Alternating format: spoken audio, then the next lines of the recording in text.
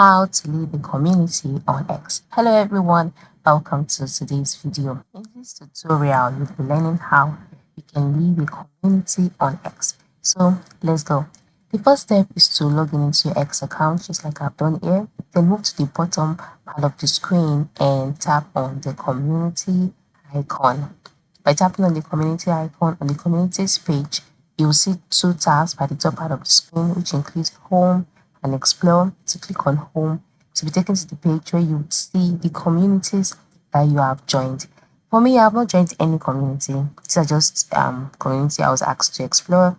But for you, you'll see all of the communities that you joined here. So scroll down to explore the community and select the one that you would like to leave.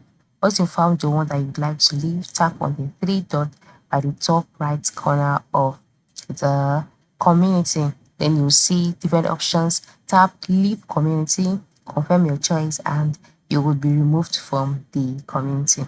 But after leaving the community, you can choose to rejoin later if you so desire. So this is how you can leave a community on X. It is simple. Go try it out now. Thanks for watching.